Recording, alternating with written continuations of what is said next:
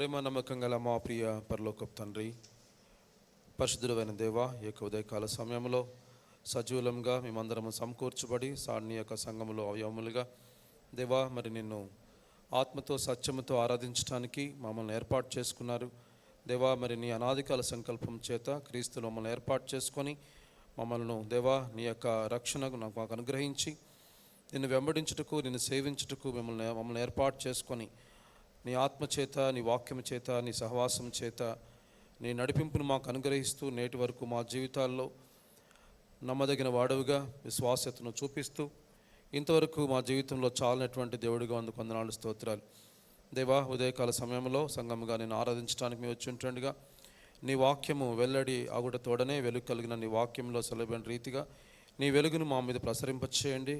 నీ ముఖకాంతి యొక్క వెలుగులో మా జీవితాలను చూచుకుంటకు, ఆత్మతో సత్యముతో ఆరాధించుటకు మాకు సహాయం దయచేయండి.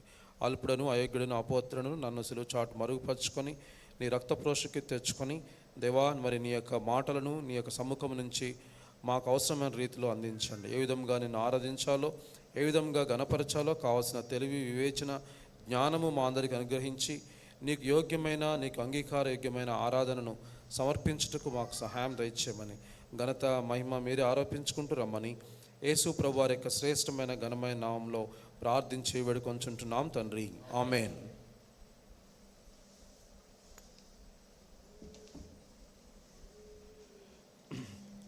ఈ యొక్క హెబ్రీ పత్రిక ప్రత్యేకమైన పత్రికగా మనం చూస్తాం. ఎందుకంటే ఈ అధ్యాయంలో మనందరికీ తెలుసు, ఈ యొక్క యాజకత్వం గురించి పాత నిబంధన కాలంలో దేవుడు ఏర్పాటు చేసినటువంటి ఆ యొక్క దేవుని మందస్సము లేదంటే దేవుని యొక్క గుడారము ఏ విధంగా ఉందో మనం చూస్తూ ఉంటాం. చాలా క్లియర్గా ఈ యొక్క పత్రికలో రాయబడుతూ వచ్చాయి. మనం చదువుకున్న వాక్య భాగంలో చాలా పెద్ద సబ్జెక్టు, ఇంకా నేను అనుకున్న పాయింట్స్ ఇంకా నేను కన్ఫైన్ చేయలేకపోయాను, కానీ ఉన్న సమయంలో కొద్ది మాటలతో మనం దీన్ని ధ్యానించుకుందాం. హెబ్రీ పత్రిక 9వ అధ్యాయంలో ఐ థింక్ ఈ అన్ని అధ్యాయాలలో కంటే కూడా 9వ అధ్యాయంకి ఒక ప్రత్యేకత ఉంది.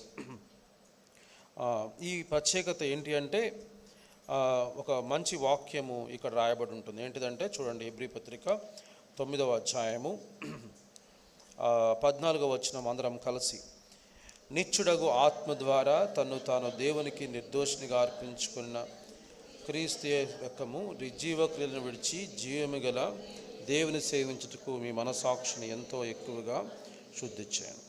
ఈ డెడ్లీ నిర్జీవ క్రియలను విడిచి జీవము గల దేవుని సేవించుటకు మీ మనసాక్షిని ఎంతో ఎక్కువగా శుద్ధి చేయండి.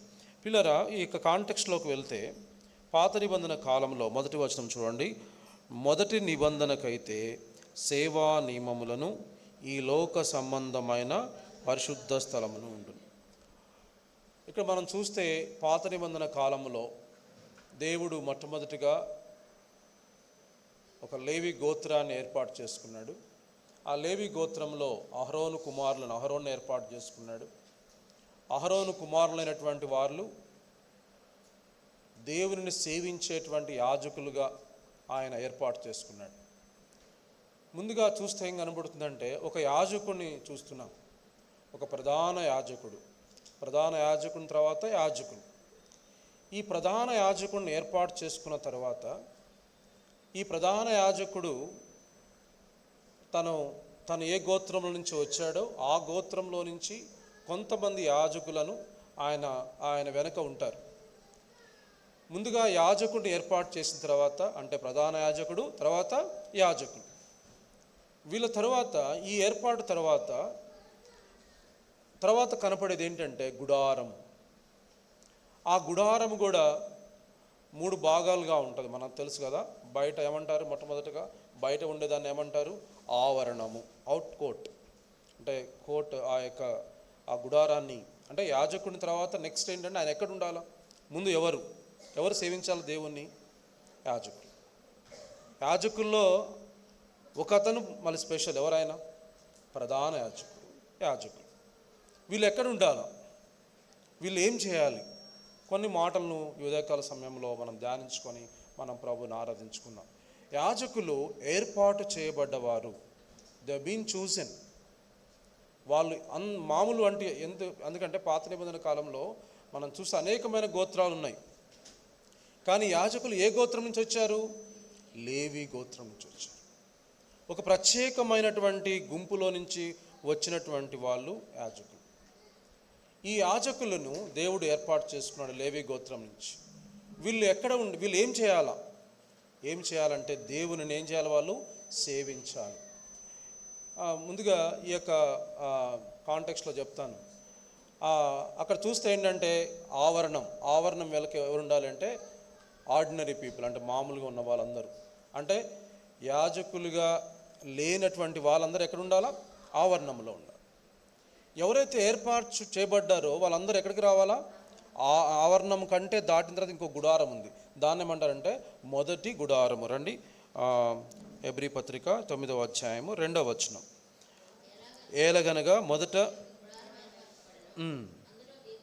అందులో దీపస్తంభము, దాని మీద ఉంచబడిన రొట్టెలను ఉండెను, దానికి పరిశుద్ధ స్థలమని పేరు. తర్వాత 6వ వచనం. ఇవి ఇలాగ ఏర్పరచబడినప్పుడు యాజకులు సేవ చేయొచ్చు, నిత్యమును ఈ మొదటి గుడారంలోనికి వెళ్ళుదురు. కానీ చాలు, ఏం చేస్తారంటే యాజకులు అక్కడ ఉండి సేవ చేస్తారు. అక్కడ ఏమున్నాయి? ఆ దీపస్తంభము, బల్ల, దాని మీద రొట్టెలు ఉన్నాయి. వీళ్ళు ఏం చేస్తారంటే యాజకులు అక్కడ సేవ చేస్తూ ఉంటారు. నిత్యము ఈ మొదటి గుడారంలోనికి వెళ్తారు. ఆ గుడారం ఫస్ట్ టెబర్నకల్, ఆ గుడారంలోనికి వెళ్తారు యాజకులు. ఈ పరిశుద్ధ స్థలంలో దానికి ఏమని పేరు పెట్టారంటే పరిశుద్ధ స్థలం. రెండవదిగా చూస్తే రండి, 9వ అధ్యాయం 3వ వచనం. 2వ తెరకు ఆవల అతి పరిశుద్ధ స్థలమును గుడారముండెను, అందులో సువర్ణ ధూపార్తియు అంతటా బంగారు రేకులతో తాపబడిన నిబంధన మందస్సము ఉండెను. ఆ మందస్సములో మన్నాగల బంగారు పాత్రయు చిగురించిన అహరోను చేతికర్రయు నిబంధన పలకలు ఉండెను. దానిపైన కర్ణాపీఠమును కమ్ముకొనుచున్న మహిమగల కెరూబులు ఉండెను. వీటిని గురించి ఇప్పుడు వివరముగా వల్లపడదు. ఇక్కడ దీని తర్వాత ఇంకొక గుడారం ఉంది. ఇది 2వ గుడారం. ఈ 2వ గుడారంలో అక్కడ చెప్పినట్టుగా సువర్ణ ధూపార్తి, బంగారు రేకుతో తాపబడిన నిబంధన మందసము, మన్నాగల బంగారు పాత్ర, అహరోను చేతికర, నిబంధన పలకలు, తర్వాత మహిమగల కెరూబులు ఉన్నట్టుగా చూస్తున్నాం. చూడండి, తర్వాత 7వ వచనం. సంవత్సరమునకు ఒక్కసారి మాత్రమే ప్రధాన యాజకుడు ఒక్కడే రక్తము చేత పట్టుకొని 2వ గుడారములోనికి ప్రవేశించును. ఆ రక్తము తన కొరకును ప్రజల అజ్ఞాన కృత్యముల కొరకును అతడు అర్పించును. చాలు. 8వ వచనం కూడా. దీనిని బట్టి ఆ మొదటి గుడారం ఇంకా నిలుచుచుండగా అతి పరిశుద్ధ స్థలములో ప్రవేశించే మార్గము బయలుపరచబడలేదని పరిశుద్ధ. ఇప్పుడు ఈ 2వ గుడారం ఉంది. ఈ 2వ గుడారంలో ప్రధాన యాజకుడు ఎప్పుడు వెళ్తాడట? సంవత్సరానికి ఒక్కసారి. నాకు తెలిసి ఎవరు చూసుండరు అహరోను చేతికర్ర ఎట్లుంటుంది అంటే ఆయన చెప్తేనే అందరికి తెలుస్తుంది. అదే ఈ రోజులైతే మనం ఫోన్ ఇచ్చి ఒక ఫోటో తీయించి చూసుకునే వాళ్ళం. ఎవరికి ఇచ్చి? ప్రధాన యాజకుడికి ఇచ్చి. అంటే వాళ్ళు ఎవరికి యాక్సెస్ లేదు. అహరోను చేతికర్ర, అహరోను కర్ర మీద చిగురించినటువంటి అహరోను కర్ర ఉంటుంది అనేది ఆ ప్రధాన యాజకుని తప్ప ఎవరికి తెలియదు. ఆ ప్రధాన యాజకుడు కూడా సంవత్సరానికి ఒక్కసారి. పిల్లలు, ఇక్కడ నేను చెప్పాల్సిన పాయింట్ ఏంటంటే ఈ అతి పరిశుద్ధ స్థలము అనేది దేవుడు నివాసం ఉండే స్థలము. మనుషులెవ్వరు కూడా నివాసం ఉండడానికి అవకాశము లేదు. ఎవరైతే ప్రధాన యాజకుడు అంటే దేవుని చేత ఏర్పాటు చేయబడిన గుంపులో నుంచి ప్రత్యేకంగా ఏర్పాటు చేయబడిన ఒక్క వ్యక్తి ఎన్నిసార్లు వెళ్తాడు? సంవత్సరానికి ఒక్కసారి వెళ్తాడు. అతి పరిశుద్ధ స్థలంలోనికి వెళ్తాడు. ఇంత అతి పరిశుద్ధ స్థలంలోనికి అంటే దేవుడు ఉండేటువంటి స్థలంలో ఏ మనుషులు కూడా నివాసం ఉండడానికి లేదు, ఛాన్స్ లేదు. ఎంత వాళ్ళు పరిశుద్ధంగా ఉన్నా, ఎంత వాళ్ళు దేవుని యొక్క ఆజ్ఞలను పాటించినా, కేవలం లేవి గోత్ర వారు మాత్రం ఎక్కడ ఉండొచ్చు?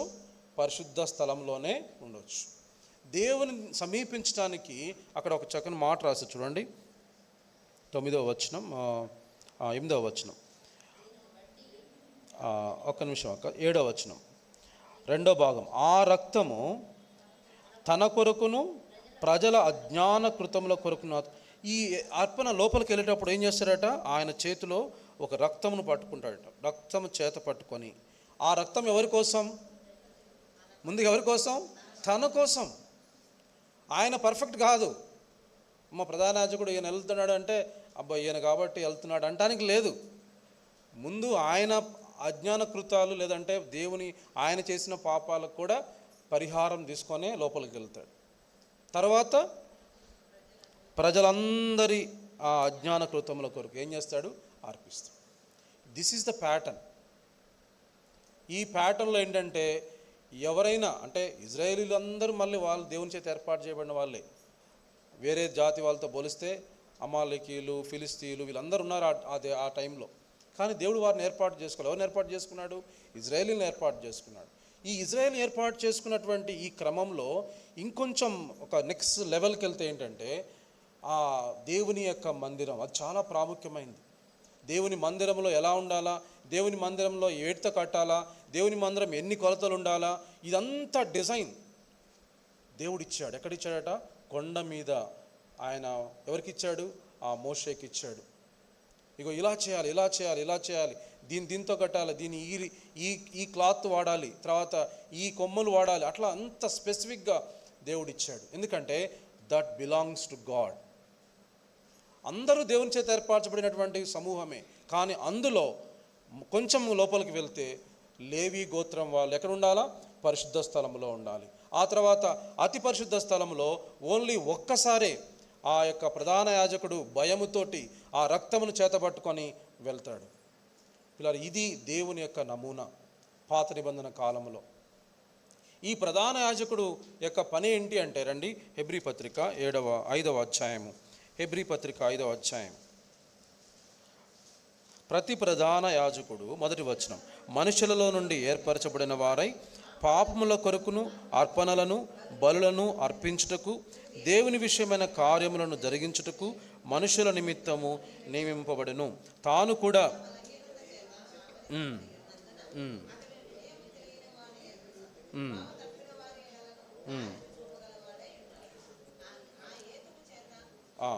ప్రజల కొరకును అలాగే తన కొరకును పాపముల నిమిత్తము అర్పణము.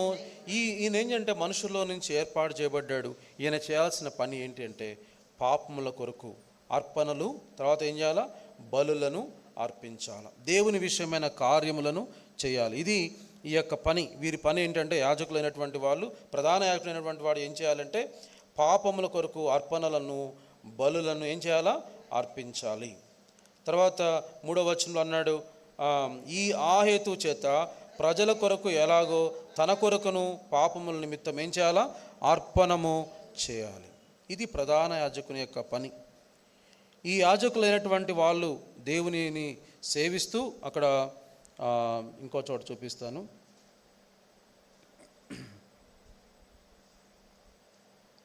హెబ్రీ పత్రిక 7వ అధ్యాయంలో, హెబ్రీ పత్రిక 7వ అధ్యాయము 7వ అధ్యాయము ముందుగా 7వ చదవండి అక్క. 8వ వచనం. మరియు లేవి క్రమము చూడగా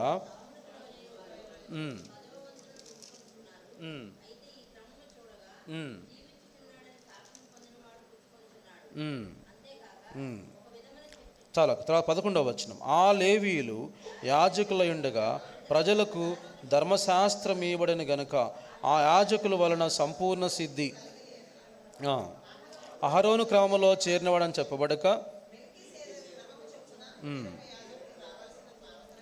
చాలు.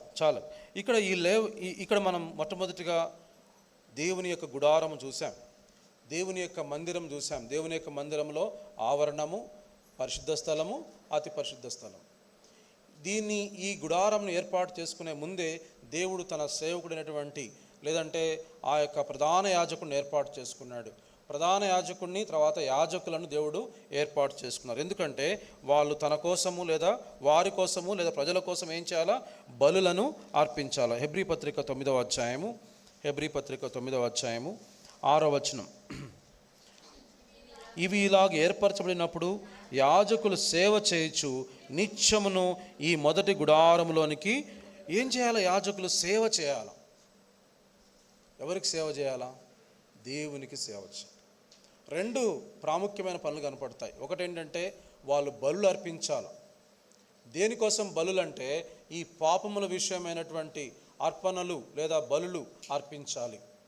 రెండవది ఏంటంటే యాజకులు దేవుని మందిరంలో సేవ చేయాల. దేవుడు వాళ్ళకు కొన్ని ఆజ్ఞలు ఇచ్చాడు. ఇగో ఆ దీపస్తంభం ఎప్పుడు ఆరిపోకూడదు, ఈ రొట్టెలు ఇలా ఉండాలా, ఇవన్నీ కూడా వాళ్ళకు కొన్ని పని ఇచ్చాడు. ఈ పనంతా కూడా వాళ్ళు చేస్తూ ఉన్నారు. యాజకులు సేవ చేస్తూ ఉన్నారు. మొట్టమొదటిగా దేవుని గుడారము నమూనా ఇవ్వబడింది. తర్వాత యాజకుని ఏర్పాటు చేసుకున్నారు. యాజకుని యొక్క పనులేంటో చెప్తూ వచ్చారు. యాజకుడు ఏం చేయాలంటే అర్పణలు బలులు అర్పించాలా. అంతేకాకుండా వాళ్ళు ఏం చేయాలా? దేవుణ్ణి సేవించాలి. హెబ్రీ పత్రిక 9వ అధ్యాయము, ముందుగా 7వ అధ్యాయము హెబ్రీ పత్రిక 7వ అధ్యాయం. ఇంకొక మాట చూపిస్తాను. హెబ్రీ పత్రిక 7వ అధ్యాయము 23వ వచనం.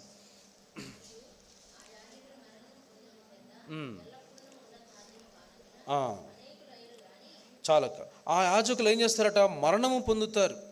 లేవి క్రమంలో వచ్చిన వాళ్ళందరూ కూడా మరణం పొందుతారు, చనిపోతారు. మళ్ళీ ఇంకో యాజకుడు వస్తాడు, ఇంకో ప్రధాన యాజకుడు వస్తాడు. మళ్ళీ వాళ్ళు బలులు అర్పించాలా, వాళ్ళు నేర్చుకోవాలి. ఇదంతా కూడా ఒక ప్రాసెస్గా కనబడుతూ ఉంది.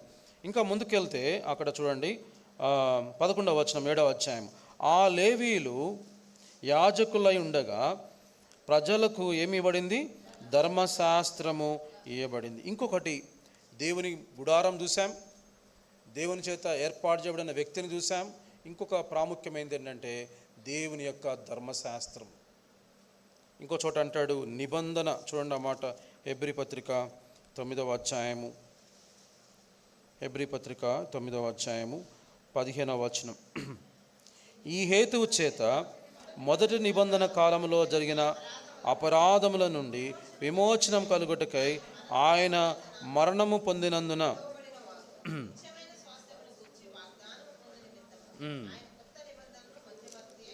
చాలు. ఈ యొక్క పాత ధర్మశాస్త్రం అనేది చూస్తున్నాం. దేవుని గుడారం, తర్వాత దేవుని యాజకులు, తర్వాత ఏం చూస్తున్నాం? దేవుని యొక్క ధర్మశాస్త్రం. ఈ దేవుని ధర్మశాస్త్రం అనేది ఇది రూల్ బుక్ అనమాట. ఇగో ఇలా చేయాలా, మీరు ఏమైనా తప్పు చేశారా, ఇలా చేయాలా. వాళ్ళ రూల్ బుక్ చదువుకొని, అయ్యా ఇగో మేము తప్పు చేశాం, దేవునికి ఎదుట మేము పాపం చేశాం, దానికి ఇగో ఈ దహన బలి ఇవ్వాలి, మేము తెచ్చాం, ఇగో దీన్ని దహన బలి చేసి ఏం చేయాలా? మా పాపాన్ని ఏం చేయాలా? ప్రాయశ్చిత్తం చేయమని ఎవరి దగ్గరకు పోవాలా? యాజకులు. అంటే యాజకులు అనేవాళ్ళు దేవునికి మనుషులకి మధ్యవర్తులు. ఇప్పుడు ఈ పాపం పోవాలంటే ఇంట్లో కూర్చుంటే పాపం పోదు, లేదా డొనేషన్ ఇస్తే పాపం పోదు. ఏం చేయాలి? వాళ్ళు ఆ రూల్ బుక్ చదువుకోవాలి. ధర్మశాస్త్రం ఎవరికి ఇచ్చాడు? ఇజ్రాయేలీలకు ఇచ్చాడు. ఈ ధర్మశాస్త్రాన్ని చదవాలా. దావీదు కూడా చదివాడు. దావీదు లేవీలు కాకపోయినా ఎవరైనా సరే ఏం చేయాలా? ధర్మశాస్త్రంను ధ్యానించాలి. దేవునికి ఇష్టమైంది ఏంటి, దేవునికి అయిష్టమైంది ఏంటి. దేవునికి అయిష్టమైంది చేస్తే దేవుని దృష్టిలో పాపులమవుతాం. వెంటనే పాపం చేస్తే ఏం చేయాలా? ఎవరి దగ్గర పోవాలా? ప్రధాన యాజకుని దగ్గర పోవాలి. ఆయన కనపరుచుకోవాలి, అయ్యా ఇగో నేను చేశాను. ఇప్పటికి రోమన్ క్యాథలిక్స్లో పాప సంకీర్తన అంటారు. ఏం చేస్తారంటే కన్ఫెషన్ బాక్స్. మా నాన్న చిన్నప్పుడు మా అందరితో చేయించేవాడు. నన్ను ధూపం కూడా వేయించాడు అక్కడ ఆ మందిరంలో. అన్ని పనులు ఆయనకి వెళ్ళి ఏం చేయాలంటే ఆ నిలబడి ఆ మెట్ల దగ్గర ఆయన దగ్గరికి మోకాలు వేసి, నాకు ఇప్పటికి చిన్నవాడిని కదా, గుర్తు లేకపోయినా ఎప్పుడో గుర్తు తెచ్చుకో, ఎందుకంటే మరి పాప సంకీర్తన చేయాలి కదా. కాబట్టి ఏదో ఒకటి వాడికి ఇది చేశాను అని చెప్తే, అలా చేయకు, దేవుడు నేను చేస్తాడు, ఒప్పుకో అని చెప్పి ఆయన చెప్తాడు అన్నమాట. ఇది ఆ నిబంధన కాలంలో జరిగేది, ఆ పాత నిబంధన కాలంలో జరిగేది ఇది. వీళ్ళెళ్ళి దీన్ని కొంతమంది క్రమం తీసుకున్నారు, కానీ ఇది పాత నిబంధన క్రమం. ధర్మశాస్త్రం ఇవ్వబడింది. ఈ ధర్మశాస్త్రం ఏం చేయాలంటే వీళ్ళని దేవుని ఎదుట వాళ్ళని దోషులుగా ఉంచకుండా ఈ రూల్ బుక్ చదువుకొని దేవుని ఎదుట ఎప్పుడు కూడా వీళ్ళు ఎలా ఉండాలంటే పాపము లేని వారుగా ఉండాలి, లేదంటే పర్ఫెక్షన్లోకి వెళ్ళాలి. వాళ్ళు సంపూర్ణ సిద్ధి అంటారు చూడండి. 7వ అధ్యాయం హెబ్రీ పత్రిక 7వ అధ్యాయము 11వ వచనం అందరం కలిసి చదువుకుందాం. హెబ్రీ పత్రిక 7వ అధ్యాయం 11వ వచనం. ఆ లేవీలు ప్రజలకు ధర్మశాస్త్రం ఇవ్వబడిన గనుక ఆ యాజకుల వలన సంపూర్ణ సిద్ధి కలిగిన ఎడల అహరోను క్రమంలో చేరిన వాడని చెప్పబడక మెల్కీసెదెకు క్రమం చొప్పున అవసరం. సంపూర్ణ సిద్ధి రాలే, సంపూర్ణ సిద్ధి, ఆ పర్ఫెక్షన్ అనేది రాలే. ఎందుకు ధర్మశాస్త్రం ఇచ్చాడంటే ఈ ధర్మశాస్త్రం ద్వారా జనుడు తప్పు చేస్తే వాళ్ళు దేవుని ఎదుట ఆ పరిహారం చెల్లించి ఆ దేవుని దృష్టిలో దోషులుగా ఉండకుండా పిల్లరా, ఇది దేవుడు ఏర్పాటు చేసిన క్రమం. ఇంకా రండి హెబ్రీ పత్రిక 9వ అధ్యాయం, ఇంకొక మాట కూడా చూపిస్తాను. 7వ అధ్యాయంలోనే 7వ అధ్యాయము 15వ వచనం. మరియు శరీరానుసారంగా నెరవేర్చబడు ఆజ్ఞగల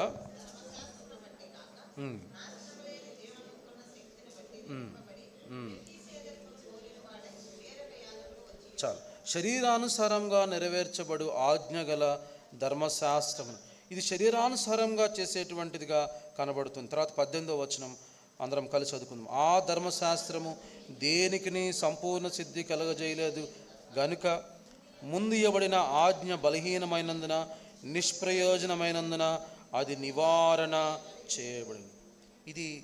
ఇది నిష్ప్రయోజనమైనది లేదా సంపూర్ణ సిద్ధి కలగజేయలేదు. కాబట్టి ఇంకొక నిబంధన వచ్చింది, ఆ క్రొత్త నిబంధన. చూద్దామా? హెబ్రీ పత్రిక 9వ అధ్యాయం, ఇందా చదువుకున్నాం. హెబ్రీ పత్రిక 9వ అధ్యాయము 15వ వచనం. ఈ హేతువు చేత మొదటి నిబంధన కాలంలో జరిగిన అపరాధముల నుండి విమోచనము కలుగుటకై ఆయన మరణం పొందినందున పిలువబడిన వారు నిత్యమైన స్వాస్థ్యమును గురించి వాగ్దానం పొందు నిమిత్తము ఆయన క్రొత్త నిబంధనకు మధ్యవర్తి. ఇప్పుడు యేసు ప్రభువారు, ఇంతకుముందైతే అహరోను కుమారులు పాత నిబంధనకు మధ్యవర్తులు, దేవునికి ప్రజలకు పాత నిబంధనలో ఆ ధర్మశాస్త్రాన్ని పట్టుకొని వాళ్ళు మధ్యవర్తులుగా ఉన్నారు. ఇప్పుడు మన ప్రభు అయితే క్రొత్త నిబంధన తీసుకొని మనకు దేవునికి మధ్యలో ఎలా ఉన్నాడు? ఆయన మధ్యవర్తిగా ఉన్నాడు. ఇంకొక మాట చూపిస్తాను. మనం ఏం చూసాం? గుడారం చూసాం, యాజకుని, ప్రధాన యాజకుని చూసాం, ధర్మశాస్త్రం చూసాం. ఇంకొక ప్రాముఖ్యమైనది హెబ్రీ పత్రిక 7వ అధ్యాయము 19వ వచనం. అందరం కలిసి చదువుకుందాం. హెబ్రీ పత్రిక 7వ అధ్యాయం 18-19 వచనం. ఆ ధర్మశాస్త్రము దేనికిని సంపూర్ణ సిద్ధి కలుగజేయలేదు కనుక ముందు ఇవ్వబడిన ఆజ్ఞ బలహీనమైనందున నిష్ప్రయోజనమైనందున అది నివారణ చేయబడినది. అంతకంటే శ్రేష్టమైన నిరీక్షణ దాని వెంట ప్రవేశపెట్టబడెను. దీని ద్వారా దేవుని యొద్దకు మనము చేరుచున్నాము. ఇది ఏదైతే ఆ ధర్మశాస్త్రము దేవుని దగ్గరకు మనల్ని సంపూర్ణ సిద్ధి చేయలేకపోయిందో, దేవుడు ఇప్పుడు ఇంకొకటి ఇచ్చాడు. ఏంటంటే శ్రేష్టమైన నిరీక్షణనిచ్చాడు. గుడారము, ప్రధాన యాజకుడు, ధర్మశాస్త్రము, ఇప్పుడు నిరీక్షణ. ఇప్పుడు పాత గుడారంలో అయితే ఇలా ఉన్నారు. ఇప్పుడైతే చూద్దాం రండి కొన్ని మాటల నుంచి. హెబ్రీ పత్రిక 9వ అధ్యాయం, హెబ్రీ పత్రిక 9వ అధ్యాయం 9వ వచనం అందరం కలిసి చదువుకుందాం. హెబ్రీ పత్రిక 9వ అధ్యాయం 9వ వచనం. ఆ గుడారము ప్రస్తుత కాలమునకు ఉపమానంగా ఉన్నది. ఈ ఉపమానం మనసాక్షి విషయంలో ఆరాధకునికి సంపూర్ణ సిద్ధి కలగజేయలేని అర్పణలు, బలులను అర్పింపబడుచున్నవి. 10వ వచనం. ఇవి దిద్దుబాటు కాలము, జరుగు కాలం వచ్చే వరకు విధింపబడి అన్నపానములతోనూ సంబంధించిన శరీరాశ్రములను చాలు. దిద్దుబాటు కాలము, ఇంగ్లీష్లో అయితే reformed and the time of reformation. ఒక టైం వచ్చింది, అవన్నీ అబ్సోల్యూట్ అయిపోయింది. అంటే అవన్నీ కూడా ఇంకా చల్లవు, అయిపోయింది. అవన్నీ టైం అయిపోయింది. ఇప్పుడు అవన్నీ ఒక సింబాలిక్గా ఉన్నాయి. అక్కడ పై వచనంలో కూడా చదివితే మనం 9వ వచనంలో ఆ గుడారము ప్రస్తుత కాలంకి ఎలా ఉందంట? ఉపమానముగా ఉన్నది. ఈ ఉపమానార్థమును బట్టి మనసాక్షి విషయంలో ఆరాధకునికి ఏంటి? సంపూర్ణ సిద్ధి కలగజేయలేని అర్పణలను, బలులను అవేం చేస్తున్నాయి? అర్పిస్తూ ఉన్నాయి.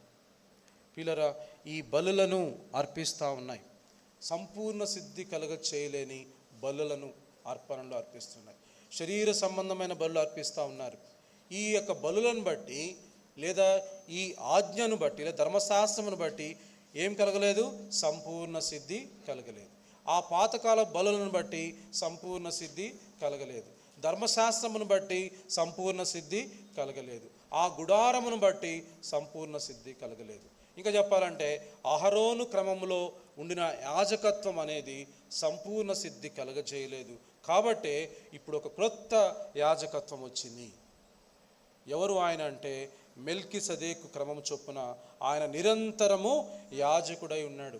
ఈయన కూడా ఏర్పాటు చూడండి, హెబ్రీ పత్రిక 7వ అధ్యాయం. ఈ యొక్క పత్రిక రాసినటువంటి ఈ యొక్క గ్రంథకర్త చెప్తా ఉన్నాడు, ఈయన కూడా ఏర్పాటు చేయబడ్డాడు.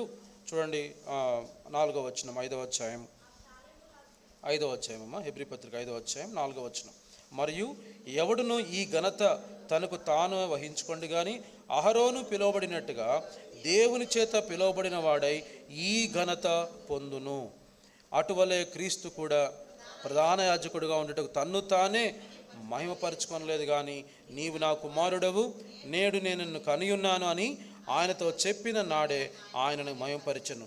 ఆ ప్రకారమే నీవు మెల్కీసెదెకు క్రమం చొప్పున నిరంతరము యాజకుడైన. అహరోను క్రమము, అహరోను యొక్క గుడారము, అహరోను ఉండేటువంటి ధర్మశాస్త్రము, ఆ గుడారము, అహరోను వాళ్ళు పాటించిన ధర్మశాస్త్రము, ఇవన్నీ కూడా నిబంధన అన్ని పోయినాయి. ఇప్పుడు దేవుని చేత ఏర్పాటు చేయబడిన ఇంకొక క్రమం వచ్చింది. ఏంటి ఆ క్రమం అంటే మెల్కీసెదెకు క్రమము చొప్పున ఆయన ఎలా ఉన్నాడట? నిరంతరము ఆయన ఏర్పాటు చేసుకున్నాడు. నీవు నా కుమారుడవు, నేను నేడు నిన్ను కనియున్నాను. ఈ గ్రంథకర్త రాస్తాడు, ఏ విధంగా అయితే అహరోను దేవుడు ఏర్పాటు చేసుకున్నాడో ఇప్పుడు ఒక క్రొత్త యాజకుడిని మన కోసం ఏర్పాటు చేసుకున్నాడు. ఆ క్రొత్త యాజకుడిని ఏమని పిలుస్తున్నాడంట? నీవు నా కుమారుడవు. పాత నిబంధనలో ఈ మాట లేదు. తండ్రి కుమారుడు అనడానికి అవకాశమే లేదు. ఇంతకుముందు కాలంలో ఈయన, ఇప్పుడు మన యొక్క యేసు ప్రభువు వారు ఎలా ఉన్నాడు? ఆయన ప్రధాన యాజకుడిగా ఉన్నాడు. ఈ ప్రధాన యాజకుని వెనక ఎవరుంటారు? ఇందా చదువుకున్నాం కదా, పరిశుద్ధ స్థలంలో ఎవరుంటారు? యాజకులు ఉంటారు. ఈ ప్రధాన యాజకులు వెనక ఎవరుంటారు? యాజకులు ఉంటారు. యాజకులు అందరూ ఏ స్థలంలో ఉంటారు? పరిశుద్ధ స్థలంలో ఉంటారు. ఏం చేస్తుంటారు? వాళ్ళు అక్కడ సేవ చేస్తూ ఉంటారు. ఇప్పుడు మన ప్రధాన యాజకుడైన యేసుక్రీస్తు వారు విశ్వాసమును కర్తయు దాన్ని కొనసాగించువాడైనా యేసు వైపు చూచుచూ వెనక ఉన్నాం. ఎవరం? మనందరం పరిగెడుతూ ఉన్నాం. మనం అందరము కూడా రాజులైన యాజక సమూహం. మనం అందరము ఇక ఆ దేవాలయపు తెర రెండుగా చీలిపోయింది. ఈ అతి పరిశుద్ధ స్థలము లేదు, పరిశుద్ధ స్థలము లేదు. ఎప్పుడైతే యేసు ప్రభువారు మన ప్రధాన యాజకుడైన దేవుడు తన స్వంత రక్తాన్ని ఇచ్చి అర్పించాడో దేవాలయపు తెర రెండుగా చిని, ఇక ఏమి ఈ పాత గుడారం అనేది మొత్తం, మొదటి గుడారం లేదు, రెండో గుడారం లేదు, ఇంకేముంది? ఇంకోటి ఎక్కడ ఉంది? ఏంటది? ఆవరణం. అది కూడా లేదు. ఈ ప్యాటర్న్ అంతా పోయింది. మన ప్రభువు, మన యాజకుడే మన ప్రభువు, మన ప్రధాన యాజకుడైనటువంటి దేవుడు. ఆయన గురించి కొన్ని లక్షణాలు చెప్పి మనం ఆరాధించుకుందాం రండి. హెబ్రీ పత్రిక 7వ అధ్యాయం, హెబ్రీ పత్రిక 7వ అధ్యాయము 3వ మధ్యలో చదవండాక 2వ వచనం నుంచి మధ్య భాగం. దేవుని యాజకుడైన ఆ షాలేము రాజును మహోన్నతుడగు దేవుని మెల్కీసెదెకు నీతికి రాజనియు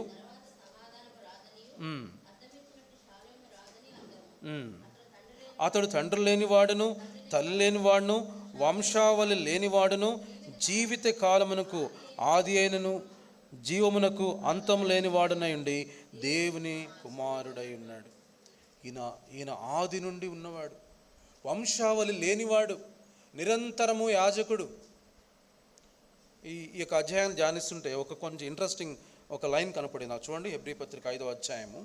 ఈ అహరోన్ని ఏర్పాటు చేసుకున్నప్పుడు చూడండి, హెబ్రీ పత్రిక 5వ అధ్యాయము 2వ వచనం. తాను కూడా బలహీనత చేత ఆవరించబడి ఉన్నందున అతడు ఏమీ తెలియని వారి ఎడల, త్రోవ తప్పిన వారి ఎడల తాళమి. ఎవరు బలహీనతతో ఉంటారు? అహరోను. అంటే మనుషులలో నుంచి ఏర్పాటు చేయబడినటువంటి ఈ యొక్క యాజకులు, ఆయన కూడా ఏముంటాయి? బలహీనతలు ఉంటాయి. కాబట్టి ఆ బలహీనతలను బట్టి అతను ఏం చేస్తారట? ఏమీ తెలియని వారి ఎడలను, త్రోవ తప్పిన వారిను ఏం చేస్తారట, తాళమి చూపిస్తారంట. హీ విల్ బి పేషెంట్, వాళ్ళ మీద ఓపిక కలిగి ఉంటాడు. ఎందుకంటే ఆయనకు కూడా తెలుసు ఆయనకేమున్నాయి, బలహీనతలు ఉన్నాయి. కాబట్టి ఆయన దగ్గరకు వచ్చినప్పుడు ఆ యొక్క యాజకుడైతే, ప్రధాన యాజకుడైతే వాళ్ళ మీద తాళమి చూపిస్తాడు. వాళ్ళను ఓపికతో వాళ్ళను ఆయన దగ్గరకు తీసుకునేవాడిగా ఉన్నాడు. అయితే మన దేవుడైతే రండి, హెబ్రీ పత్రిక 4వ అధ్యాయం 14-15 వచనం అందరం కలిసి. హెబ్రీ పత్రిక 4వ అధ్యాయము 14-15 వచనాలు. ఆకాశ మండలము గుండా వెళ్ళిన దేవుని కుమారుడైన యేసు అను గొప్ప ప్రధాన యాజకుడు మనకు ఉన్నాడు గనుక మనం ఒప్పుకున్న దాన్ని గట్టిగా చేపట్టుదుము. మన ప్రధాన యాజకుడు మన బలహీనతల యందు మనతో సహానుభవము లేనివాడు కాడు గాని సమస్త విషయములలో మనవలే శోధింపబడను, ఆయన పాపము లేనివాడుగా ఉన్నాడు. మన బలహీనతల యందు ఆయన కూడా సహానుభవము లేనివాడు కాడు. ఆయన దేవుని కుమారుడే, కానీ ఆయనకు తెలుసు అన్ని టెంప్టేషన్స్ మన వలె, మనకి ఎన్ని టెంప్టేషన్స్ ఉన్నాయో అవన్నీ కూడా ఆయనకు కూడా ఉన్నాయి. మనతో కూడా సహానుభవము లేనివాడు కాడు, సమస్త విషయములలో మనవలే శోధింపబడినను, ఆయన పాపము లేనివాడిగా ఉన్నాడు. ఇది మన ప్రధాన యాజకుని యొక్క గొప్పతనం. తర్వాత చూడండి, హెబ్రీ పత్రిక 7వ అధ్యాయం, వంశావళి లేనటువంటి వాడు, తర్వాత ఆదిను అంతమును లేనివాడు, జీవమునకు అంతమును లేనివాడయండి ఎవరిని పోలి ఉన్నాడు, దేవుని కుమారుని పోలి ఉన్నాడు. తర్వాత హెబ్రీ పత్రిక 7వ అధ్యాయంలోనే, హెబ్రీ పత్రిక 7వ అధ్యాయము 20వ వచనం, మరియు ప్రమాణము లేకుండా యేసు యాజకుడు కాలేదు గనుక ఆయన మరి శ్రేష్టమైన నిబంధనకు పూట కాపాయను. ఈయన నిరంతరము యాజకుడై ఉన్నావని ప్రభువు ప్రమాణం చేసెను, ఆయన పశ్చాత్తాప పడడు. తర్వాత 24వ వచనం, ఈయన నిరంతరము ఉన్నవాడు గనుక మార్పు లేని యాజకత్వం కలిగిన వాడాయను. 25వ వచనం, ఈయన తన ద్వారా దేవుని యొద్దకు వచ్చు వారి పక్షంన విజ్ఞాపనం చేయుటకు నిరంతరము జీవించుచున్నాడు గనుక వారిని సంపూర్ణంగా రక్షించుటకు శక్తిమంతుడై ఉన్నాడు. మన దేవుడైతే ఆయన నిరంతరము యాజకుడు, ఆయనకు మరణము లేదు, ఆయన మార్పు లేని యాజకుడు, వంశావళి లేనివాడు, ఆదిను అంతము లేనటువంటి వాడు, దేవుని కుమారుని పోలినటువంటి వాడు. అంత మాత్రమే కాదు, మన యొక్క శోధనలో అక్కడ అన్నాడు కదా ఆ మాట, మనతో బలహీనతల యందు మనతో కూడా సహానుభవము లేనివాడు కాడు. తర్వాత 26వ వచనం అందరం కలిసి, పవిత్రుడును నిర్దోషియు నిష్కల్మషుడును పాపులలో చేరక ప్రత్యేకంగా ఉన్నవాడును ఆకాశ మండలం కంటే మిక్కిలి హెచ్చైన వాడునైన ఇట్టి ప్రధాన యాజకుడు మనకు సరిపోయినవాడు. ఇవన్నీ ఆయన లక్షణాలు. పవిత్రుడు, తర్వాత నిర్దోషి, నిష్కల్మషుడు, పాపుల్లో చేరక ప్రత్యేకంగా ఉన్నాడు, ఆకాశ మండలం గుండా వెళ్ళిన మిక్కిలి హెచ్చైన. ఇక్కడ ఒక చాలా ప్రాముఖ్యమైన మాట ఉంది. ఇప్పుడు నేను అంతా మీకు పాత నిబంధన చెప్పాను, క్రొత్త నిబంధనలో యేసుప్రభువుని చూసాం. ఇప్పుడు పాత నిబంధనకు ఒకసారి వద్దాం. ఇప్పుడు ఒక పాపం చేశాం, తప్పు చేశామనుకున్న ప్రజలు ఏం చేయాలా? వాళ్ళు ఆ యొక్క దహన బలికి ఏదైనా గొర్రెపిల్లని తీసుకొచ్చి ఎవరి దగ్గర తీసుకురావాలి? యాజకుని దగ్గర తేవాలి. యాజకుడు ఏం చేస్తాడు? దాన్ని చంపేసి ఆ రక్తం చేత ప్రోక్షించి వారి పాపాన్ని తీసివేస్తాడు. ఇప్పుడు ప్రజలందరూ పాపం చేశారు. ఈ ప్రజలందరి కోసము ప్రధాన యాజకుడు ఎవరు? కొత్త నిబంధనలో యేసు ప్రభు. ఎవరి రక్తం తీసుకున్నాడు? ఆయనే గొర్రెపిల్ల, ఆయనే ప్రధాన యాజకుడు. తన స్వరక్తం ఇచ్చాడు, దేవునికి తన రక్తం ఇచ్చాడు. ఎట్లాంటి రక్తం అంటే ఆయన పవిత్రుడు, నిర్దోషి, నిష్కల్మషుడు.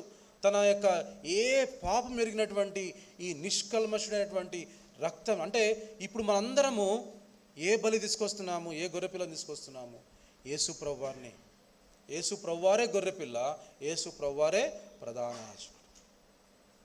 హీ హిమ్సెల్ఫ్ ఆయన అన్నాడు, ఇదిగో లోక పాపములను మోసుకొని పోవచ్చున్న దేవుని గురు.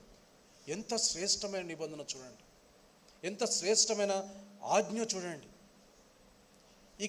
ఇంకా నో మోర్, ఇంకా ఏ బలులు, మేకల యొక్కయు కోడల యొక్క రక్తము, ఏ రక్తం అవసరం లేదు. ఒక్కసారి ఆ మాట చూద్దామా? హెబ్రీ పత్రిక 7వ అధ్యాయము అందరం కలిసి చదువుకుందాం. 27, 28 వచనాలు కలిసి ఉన్నాయి. హెబ్రీ పత్రిక 7వ అధ్యాయము 27, 28 వచనాలు. ధర్మశాస్త్రము బలహీనత గల మనుషులను యాజకులుగా నియమించును గాని ధర్మశాస్త్రము తర్వాత వచ్చిన ప్రమాణపూర్వకమైన వాక్యము నిరంతరమును సంపూర్ణ సిద్ధి పొందిన కుమారుణ్ణి నియమించను గనుక ఈయన ఆ ప్రధాన యాజకుల వలె మొదట తన సొంత పాపముల కొరకు, తర్వాత ప్రజల పాపముల కొరకు దినదినము బలులను అర్పింపవలసిన అవసరము గలవాడు కాడు. తన్ను తాను అర్పించుకున్నప్పుడు ఒక్కసారే ఈ పని చేసి ముగించెను. ఇప్పుడు ఈ గొప్ప యాజకుడు తానే బలిగా వచ్చి ఇంక ఒక్కసారి అర్పించాడు. మార్పు లేని యాజకత్వం, వంశావళి లేనివాడు, ఆది అంతము లేనివాడు, దేవుని కుమారుడైన దేవుడు ఒక్కసారే తన్ను తానే అర్పించుకున్నాడు. 8వ అధ్యాయం హెబ్రీ పత్రిక 8వ అధ్యాయం హెబ్రీ పత్రిక 1వ వచనం. మేము వివరించుచున్న సంగతులలోని సారాంశం ఏమనగా, మనకు అట్టి ప్రధాన యాజకుడు ఒకడు ఉన్నాడు. ఆయన పరిశుద్ధాలయమునకు అనగా మనుషుడు కాక ప్రవ్వే స్థాపించిన నిజమైన గుడారమునకు చాలు. ప్రవ్వే, ఇంతకుముందు గుడారం వేరు, ఇప్పుడు ఈ గుడారం ఏంటి? నిజమైన గుడారం. ఈ గుడారములో పరిశుద్ధ స్థలం లేదు, అతి పరిశుద్ధ స్థలం లేదు, ఆవరణం లేదు, దహన బలి లేదు. ఎవరు దహన బలి? యేసు ప్రభువారు. ఈ అతి పరిశుద్ధ స్థలం ఎవరు? నా హృదయమే దేవుని యొక్క ఆలయం. మన అర్పణలన్నీ, మన బలులు ఎవరి ద్వారా అర్పిస్తున్నాం? మన యేసు ప్రభువారి రక్తం. ఇగో మనం అనుదినం ప్రతి వారం ఆయన బలలో ఇగో మన కోసము ఒక్కసారిగా అర్పించబడినటువంటి ఆయన రక్తము, ఆయన యొక్క బలలో మనం చేయి వేస్తున్నాం. ఇదే క్రమం, ఇది శ్రేష్టమైన నిబంధన. ఈ నిబంధన ద్వారా శ్రేష్టమైన గుడారం చూస్తున్నాం. ఈ గుడారం ఇంతకుముందైతే ఆ పరిశుద్ధ స్థలంలోనికి అవకాశం లేదు, మనం పోవడానికి అవకాశం లేదు. ఈ ప్రభు యొక్క రక్తం ద్వారా ఇంకొక 2 మాటలు చివరిగా చదువుకొని మాకు ముగించుకుందాం. హెబ్రీ పత్రిక 9వ అధ్యాయము, హెబ్రీ పత్రిక 9వ అధ్యాయము 12, 13 వచనాలు మనమందరం కలిసి చదువుకుందాం. 12, 13, 14 అందరం కలిసి చదువుకుందాం. మేకల యొక్కయు కోడల యొక్కయు రక్తంతో కాక తన స్వరక్తంతో ఒక్కసారే పరిశుద్ధ స్థలములో ప్రవేశించెను. ఏలైనగా మేకల యొక్కయు ఎడ్ల యొక్కయు రక్తమును మైలపడిన వారి మీద ఆవు బూడిద చల్లుటయు శరీర శుద్ధి కలిగినట్లు వారిని పరిశుద్ధపరిచినట్ల నిత్యుడగు ఆత్మ ద్వారా తను తాను దేవునికి నిర్దోషినిగా అర్పించుకున్న క్రీస్తు యొక్క రక్తము నిర్జీవ క్రియలను విడిచి జీవం గల దేవుని సేవించుటకు మీ మనసాక్షిని ఎంతో ఎక్కువగా. ఇప్పుడు యాజకులైనటువంటి మనం, దేవుని చేత ఏర్పాటు చేయబడిన యాజకులైనటువంటి మనం ఆయన యొక్క రక్తం ద్వారా నిర్జీవ క్రియలను విడిచి జీవము గల దేవుని ఏం చేస్తున్నాం? సేవిస్తున్నాం. ఇంతకుముందు మనం చూసుకున్నాం కదా, ఆ పాత నిబంధనలో అయితే యాజకులు ఏం చేస్తున్నారు? పరిశుద్ధ స్థలంలో సేవిస్తూ ఉన్నారు. ఈ నూతన నిబంధన క్రమంలో మనందరం కూడా రాజులైన యాజక సమూహము దేవుణ్ణి సేవిస్తున్నాం. ఏంటంటే ఎలా సేవిస్తున్నాం? నిర్జీవ క్రియలను విడిచిపెట్టి శరీర క్రియలను చంపివేసి ఇప్పుడు మన దేవుణ్ణి, మన దేవాది దేవుణ్ణి యాజకులంగా మనమే ఆయనకు మన చేతులతో, మన యొక్క నిర్దోషమైన చేతులతో ఆయన సన్నిధికి, అంటే అతి పరిశుద్ధ స్థలంలోనికి, దేవుడు నివాసం ఉండే స్థలంలోనికి మనం వచ్చి మనమే అర్పిస్తూ ఉన్నాం. విరిగి నలిగిన మనసే ఆయనకి ఇష్టమైన బలులు. యథార్థమైన మనసుతో ఆ దేవాది దేవునికి ఇంకే మధ్యవర్తి లేడు. యేసు ప్రభువారే మన ప్రధాన యాజకుడు, యేసు ప్రభువారే మన దేవుడు. విరిగి నలిగిన మనసుతో యథార్థమైనటువంటి ఆయన ఆరాధించువారు ఆత్మతోనూ సత్యముతోనూ అట్టివారే కావాలని తండ్రి కోరుచున్నాడు.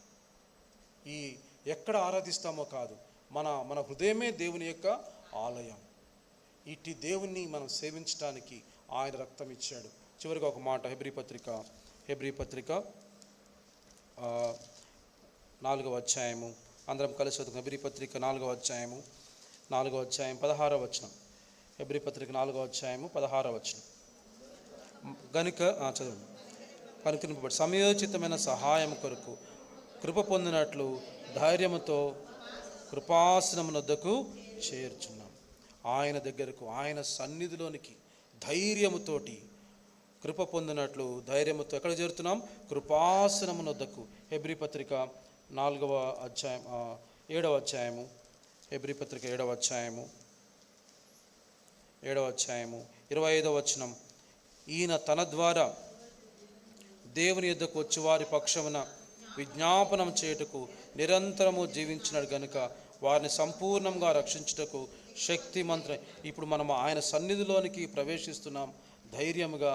అంత మాత్రమే కాకుండా 19వ వచనం కూడా చివరి భాగంలో రాయబడం చూడండి. 19వ వచనం, 18, 7వ అధ్యాయము 18, 19 కలిసి ఉన్నాయి. 2వ భాగంలో అంతకంటే శ్రేష్టమైన నిరీక్షణ దాని వెంట ప్రవేశపెట్టబడను, దీని ద్వారా మనము దేవుని దగ్గరకు చేరాం. అంటే ఏ స్థలంకి వచ్చాం? అతి పరిశుద్ధ స్థలమునకు వచ్చాం. దేవుడిచ్చిన నిరీక్షణ బట్టి ఆయన రక్తము మనల్ని నిర్జీవ క్రియలను విడిచి దేవుని సేవించడానికి మనకు మరింత ఎక్కువగా సహాయం చేస్తుంది. కాబట్టి అనుదినము మనం శరీరాశలను చంపుకుంటూ ప్రభువుని సేవిస్తున్నాం. ఎవరైతే అలా సేవిస్తున్నారో మనందరం ఆయన్ని సేవిస్తున్నాం. ఇప్పుడు ఎక్కడున్నాం? దేవుని సన్నిధిలో, ఆయన కృపాసనమునొద్దకు ఎలా వచ్చాం? ధైర్యముగా, భయపడుతూ రాలే. మన ప్రభువు మనల్ని సహాయం చేస్తూ ఉన్నాడు. అంత మాత్రమే కాదు, ఇంకో గొప్ప నిరీక్షణ ఏంటంటే ఆయన మన తరపున ఏం చేస్తున్నాడట? విజ్ఞాపన చేస్తున్నాడు. మన ప్రధాన యాజకుడు అయితే నమ్మదగిన వాడు, ఆయన నమ్మకమైన ప్రధాన యాజకుడు అని రాయబడి ఉంది. మనల్ని అంతం వరకు, ఒకనాడు మోషే నడిపించలేకపోయాడు, కానీ మన దేవుడు మనల్ని అంతం వరకు తొట్టిల్లకుండా మనల్ని కాపాడుటకు, ఆయన మహిమ ఎదుట ఆనందముతో నిర్దోషులుగా నిలబెట్టుకు శక్తిగల మన రక్షకుడు. మాట హెబ్రీ పత్రిక 7వ అధ్యాయము 25వ, అందరం కలిసి చదువుకుందాం. హెబ్రీ పత్రిక 7వ అధ్యాయం 25వ వచనం అందరం కలిసి. ఈయన తన ద్వారా దేవుని యొద్దకు వచ్చి వారి పక్షమున విజ్ఞాపన చేయుటకు నిరంతరము జీవించినాడు గనుక వారిని సంపూర్ణంగా రక్షించుటకు శక్తిమంతుడైన. ఆయనే శ్రేష్టమైన గుడారాన్ని, నిజమైన గుడారాన్ని మనకిచ్చాడు. ఆయనే ప్రధాన యాజకుడిగా వచ్చాడు. ఆయన ప్రమాణపూర్వకమైనటువంటి ఈ యొక్క క్రొత్త నిబంధనను మనకు అనుగ్రహించాడు. శ్రేష్టమైన నిరీక్షణను ఇచ్చాడు. అంత మాత్రమే కాదు, ఆయన నివాసములో, ఇక సమయం లేదు కాబట్టి చూపిస్తాను, అక్కడ ఉంటాడు దేవుని యొక్క నివాసము. కీర్తన గ్రంథము ఒక మాట 15వ అధ్యాయంలో, కీర్తన గ్రంథం 15వ అధ్యాయంలో కీర్తనకాడు అంటాడు, 15వ అధ్యాయం 1వ వచనం, యెహోవా నీ గుడారములో అతిథిగా ఉండదగిన వాడెవడు? నీ పరిశుద్ధ పర్వతం మీద నివసింపదగిన వాడెవడు? యథార్థ ప్రవర్తన కలిగి నీతిని అనుసరించుచు. ఇప్పుడు మనందరము కూడా పరిశుద్ధ పర్వతం మీద నివసించదగే ధన్యత మనకిచ్చాడు. ఆయన గుడారములో అతిథిగా ఉంటున్నాం. ఆయన గుడారములో ఆయన మనతో కాపురం ఉంటున్నాడు. నాతో అతడు నాతో కలిసి భోజనం చేస్తాడు. మనం మన ప్రభువుతో నివాసం చేస్తున్నాం. ఎంత శ్రేష్టమైనటువంటి ఈ యొక్క నిబంధన కదా, ఎంత శ్రేష్టమైన ఈ యొక్క ప్యాటర్న్, దాని ఏమంటారు, నమూనా, కొత్త నిబంధన. ఎటువంటి తారతమ్యం లేకుండా మనందరం కూడా మన ప్రభువుని సేవించడానికి యాజకులంగా ఆయన సేవిస్తూ విరిగి నలిగినటువంటి ఇష్టమైన బలులను మనం అనుదినం అర్పించడానికి దేవుడు మనకు సహాయం చేస్తున్నాడు. ఈ మాటలు జ్ఞాపకం చేసుకొని మనం ఆరాధనలోకి వెళ్దాం.